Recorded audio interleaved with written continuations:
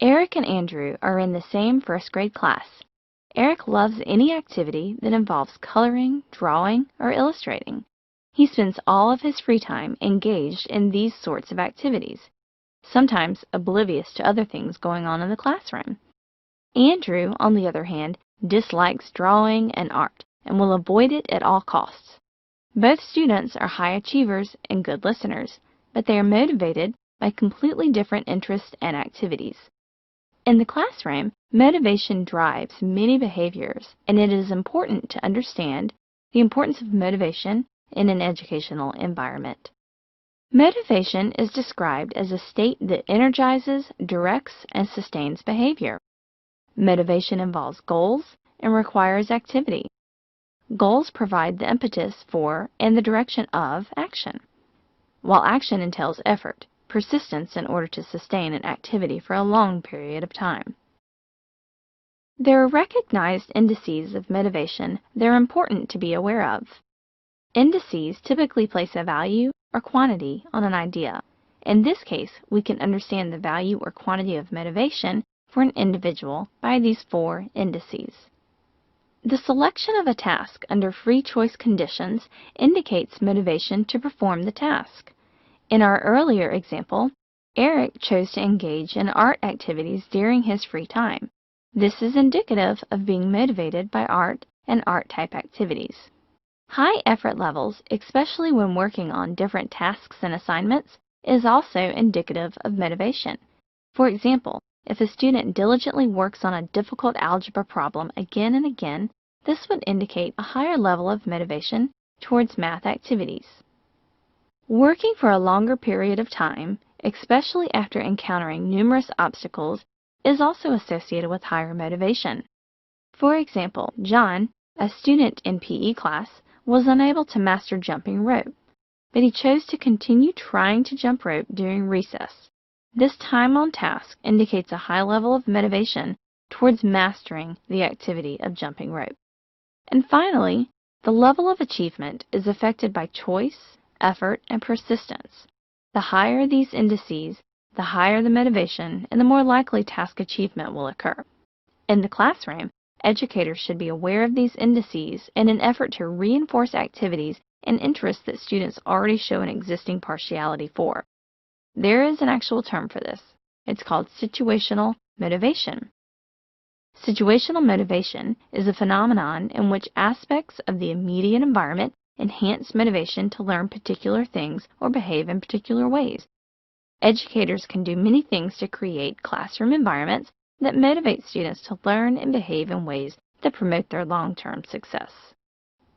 Motivation has several effects on students' learning and behavior. First, motivation directs behavior toward particular goals.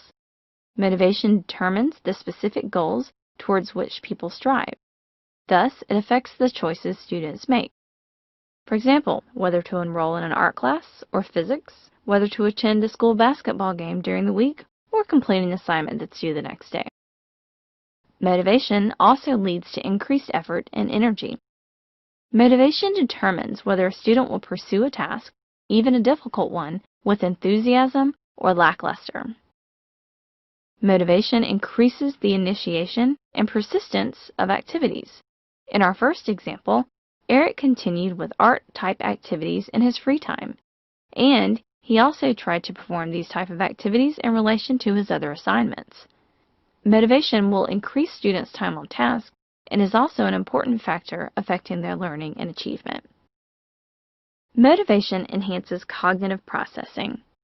Motivation actually affects what and how information is processed, because motivated students are more likely to pay attention and try to understand the material instead of simply going through the motions of learning in a superficial manner. Motivation determines what consequences are reinforcing and punishing. For example, students with a high level of motivation for classroom achievement and high GPAs are reinforced by receiving a grade of A, but they'll feel punished if they receive a grade of F.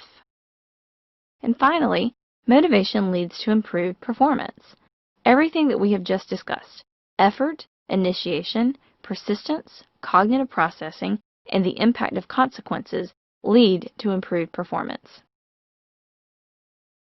There are multiple ways to approach and study motivation. Let's discuss 4 major perspectives. Theorists from the trait perspective propose that motivation involves endearing personality characteristics that learners have to a greater or lesser degree.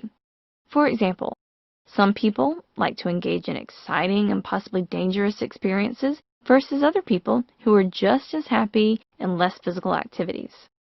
In the classroom, teachers should identify motivational traits and use differing instructional strategies that address these differences among their students. Our second perspective is the behaviorist perspective.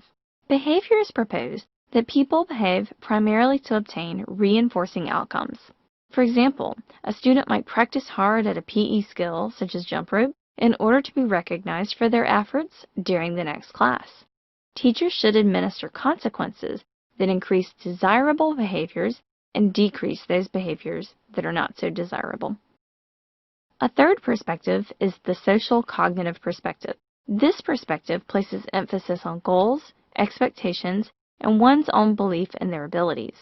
In this case, the teacher should encourage efforts towards self-selected goals and provide guidance and support to help the student stay motivated to reach their goal. The final perspective we will cover is the cognitive perspective. Here, psychologists focus on how mental processes affect motivation. They propose that humans are naturally inclined to make sense of their world, and they are motivated by perceived discrepancies between new information and existing beliefs.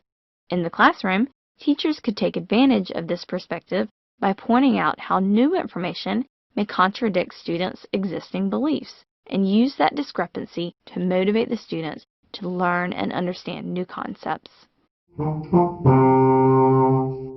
Motivation drives behavior and is a powerful influence in the classroom.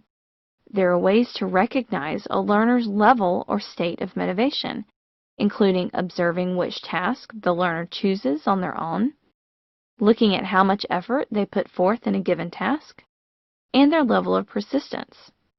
High levels of motivation will increase persistence, enhance cognitive processes, and lead to improved performance.